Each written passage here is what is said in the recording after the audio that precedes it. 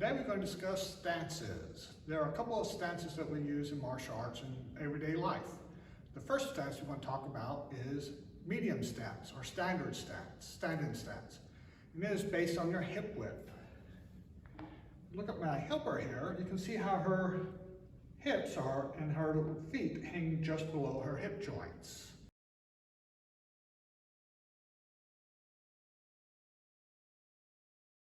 We want our feet just below our hip joints. Now there's a couple ways you can find this stance.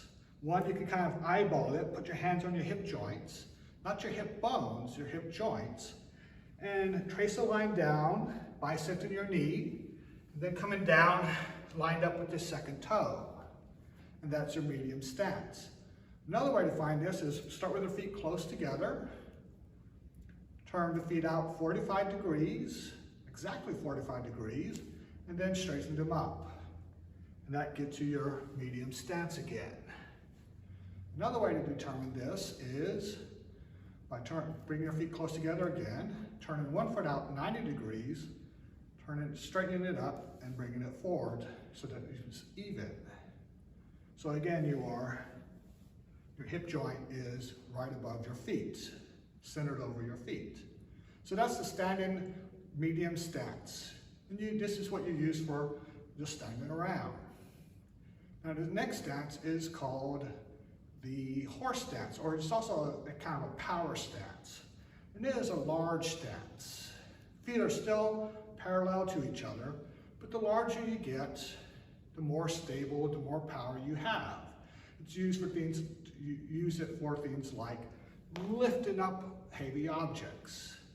Now, how big anywhere in here is good. The bigger you get, the more your knees have to turn out. In other words, your feet start torquing, your ankles start torquing. So as you get bigger, the feet turns out more. Now the problem with this stance is that the bigger you get, the more stable you are, but the harder it is to move. So the bigger the stance, the more stable you get, but the harder it is to move around. Next stance is called a ready stance. This is a very small stance. You have all your weight on one foot, and the other foot will be ready to do something. If it's touching the heel, it's called an empty stance. If it's touching the ball of the foot, it's called a cat stance.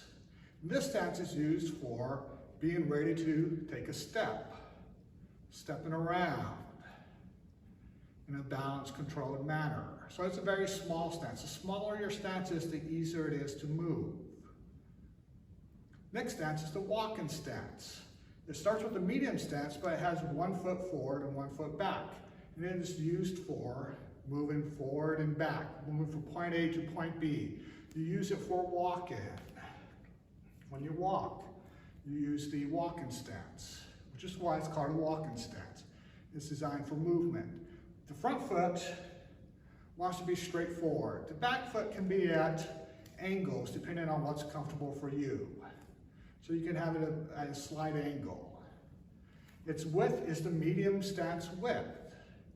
How long it is, it can be from very short to very long.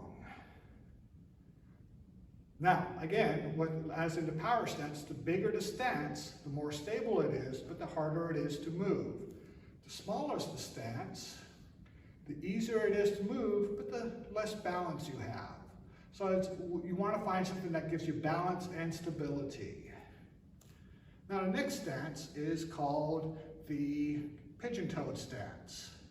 And it starts off with a walking stance. It is used for turning. So we would turn the feet in, pigeon-toed, and then turn the foot out, and we can go on to with what we're doing. So this stance is used for turning around, making a 180-degree turn. I could also start out with turning the back foot out first, and then turning the front foot into a pigeon-toed, and then turning out. Turn the back foot first, balance, pigeon-toed, turning out. So those are our basic stances. We have the medium stance, the standing stance. We have the horse stance, power stance.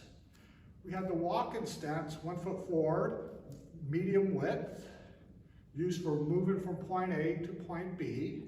And we have the ready stance, the cat stance where the ball of the foot's touching, or the empty stance where the heel's touching.